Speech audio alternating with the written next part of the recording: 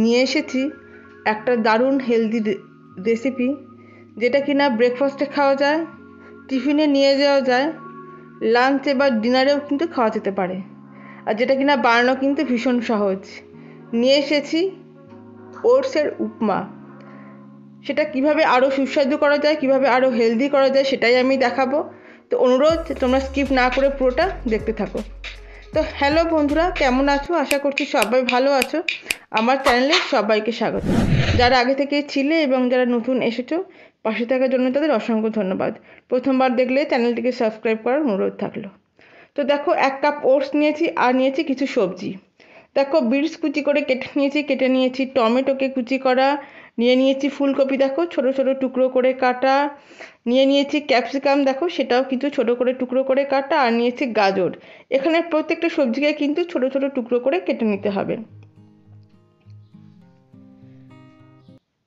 এরপরে গ্যাসে একটা ফ্রাইং প্যান বসিয়ে দিয়েছি, আর যে ওটসটা নেওয়া হয়েছে সেটাকে কিন্তু রোস্ট করতে বসিয়ে দেবো লো ফ্লেমে 3 থেকে 4 মিনিটের জন্য।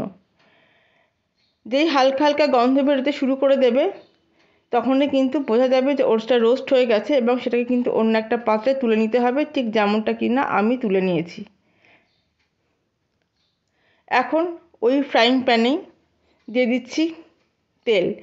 এইখানে কিন্তু অলিভ অয়েল ব্যবহার করা যেতে পারে, বা যে কোনো সাদা তেলও ব্যবহার করা যেতে পারে। তো দেখো, তেলটা চারিদিকে ছড়িয়ে দিচ্ছি। তেলটা গরম হয়ে গেছে, এখন একটু দেখে নাও আমি তেলের মধ্যে কী কী দিচ্ছি।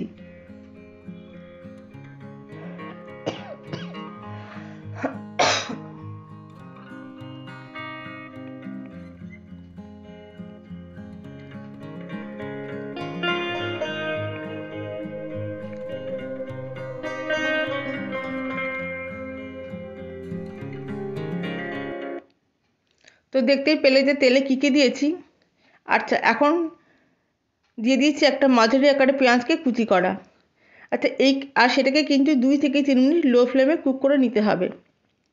এবং তার মধ্যে দিয়ে দিলাম কাঁচা লঙ্কা কুচি। সেটা কিন্তু অবশ্যই সবাই সবার পছন্দ মতো দেবে।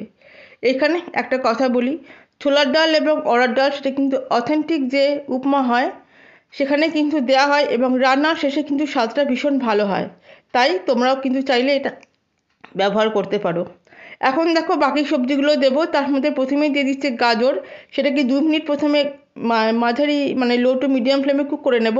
তারপরে বাকি সবজিগুলো দেবো। তার মধ্যে প্রথমেই দিয়ে দিচ্ছি বিনস, আর তারপরে রোস্ট করা চিনেবাদাম, আর সাথে ভেজানো কিশমিশ। এবং তারপরে দেখো, ভালো করে মিশিয়ে নিয়ে দিয়ে দিয়েছিলাম 1 চামচ গোলমরিচ।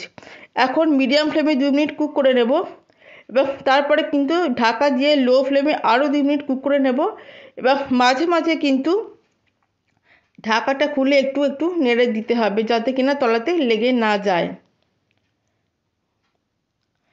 তো দেখো, 2-3 মিনিট কেটে গেছে। এখন কিন্তু দিয়ে দিতে হবে জল। এখানে জলের পরিমাণটা হবে, ওটস যদি 1 কাপ নেওয়া হয় তাহলে জল কিন্তু নিতে হবে 3 কাপ, মানে 1:3 রেশিওতে জলটা নিতে হবে। এবং জলটা কিন্তু ফোটার জন্য অপেক্ষা করছি। জলটা যেই ফুটে গেল, এখন তাতে দিয়ে দিচ্ছি লবণ। লবণটা দেওয়ার পরে ভালো করে আগে মিশিয়ে নিতে হবে।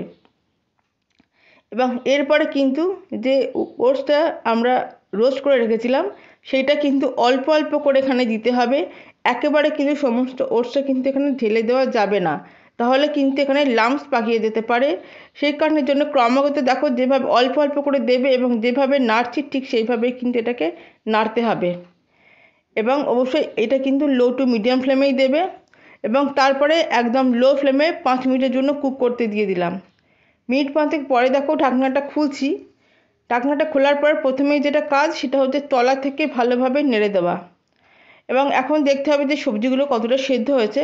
তবে সবজিগুলো একটা জিনিস খেয়াল রাখতে হবে, সবজি যাতে ওভার কুকও না হয়ে যায়, অথচ ক্রাঞ্চি ভাবটা বজায় থাকে। তো দেখো, সবজি সেদ্ধ হয়ে গেছে। এখন উপর থেকে দিয়ে দিচ্ছি 1 চামচ লেবুর রস। এই লেবুর রসটা দিলেও কিন্তু খেতে লাগে অসাধারণ। তাই দেখো, লেবুর রসটাও কিন্তু দেওয়ার পরে ভালো করে মিশিয়ে নিচ্ছি।